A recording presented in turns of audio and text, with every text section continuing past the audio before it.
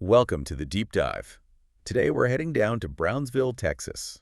Yeah, a really vibrant border city, with that rich bilingual culture. Exactly. And finding the right kindergarten there. It's quite the task. You're balancing academics, emotional growth. And making sure it fits the community, which is so important there. Right. So that's our mission for this deep dive. We've looked into a review of the top 10 kindergarten programs in Brownsville. Public, charter, private, the whole mix. We're trying to pull out the key factors, the criteria they used. And answer that big question for parents.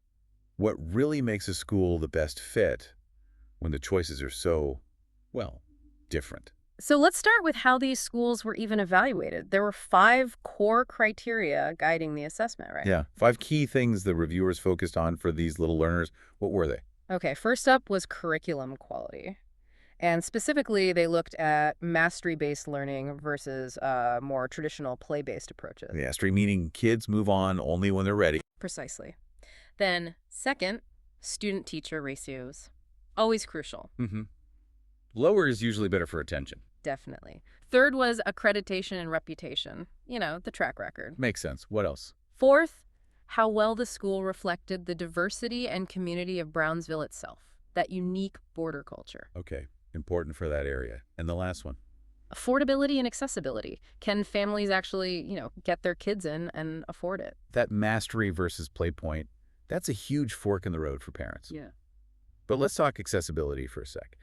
There's a basic rule for enrollment, a practical thing people need to know. Oh, yeah, good point. Quick logistical fact.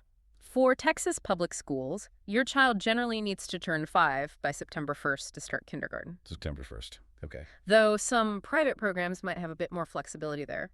Worth checking individually. All right, let's get to the rankings. The #1 school mentioned in the review, Alpha School Brownsville, sounds like it's doing something pretty different. It really is. It's #1 on this list. It's a secular school, not tied to any religion. Yeah. And it uses a mastery-based approach they call the 2-hour learning model. 2 hours. What does that mean? It means really focused, adaptive learning blocks, kind of tailored to when young kids concentrate best, they progress at their own speed. Interesting. And the big draw, what makes it stand out?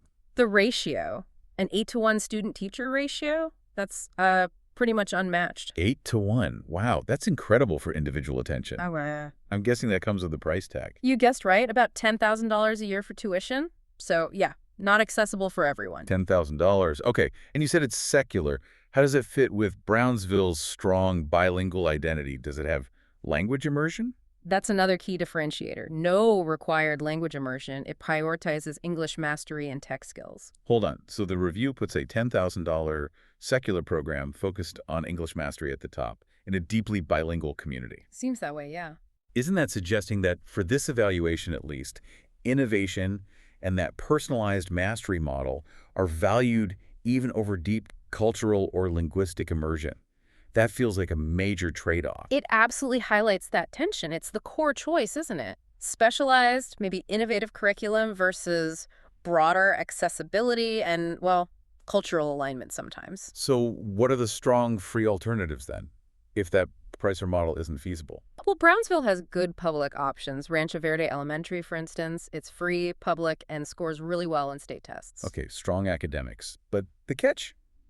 The ratio. Yeah, the ratio is higher, more like 17-to-1. Still decent, but double alphas. Right. And charters. There are IDA schools there too, right? Yep, IDA Academy, Brownsville. Also free, public charter, very focused on college readiness, even from kindergarten. But the ratio there. Can be quite high, sometimes pushing 25-to-1. That's where accessibility really stretches the resources. So 25.1, that's a big difference from 8.1. Huge difference. And then you have other models like Brownsville Montessori Academy, child-led learning, costs around $5K to $8Ks. Yeah. Or Episcopal Day School, which is faith-based, holistic. Okay, so it really boils down to that trade-off you mentioned. You weigh the very low ratios in specialized programs like Alpha or Montessori, which costs quite a bit, against the strong academics and free access to the public and charter schools, but with larger classes. Exactly. That's the balancing act for parents there. So if you're listening and trying to figure this out for Brownsville, Alpha stands out for that intense personalization, that focused learning. Maybe fits an entrepreneurial spirit, as the review suggests. And it's a big but, the local culture is fundamentally bilingual. It's woven into the fabric of Brownsville. Which brings us to the final thought. Given how central bilingualism is there, what are the potential long-term effects on a child in a program like Alpha? A great program? Maybe. But one that prioritizes English mastery and doesn't mandate that local language immersion. Yeah, is that level of personalization and innovation always worth potentially bypassing that deep cultural and linguistic connection during those really critical early years? Something to definitely think about. A tough question with no easy answer.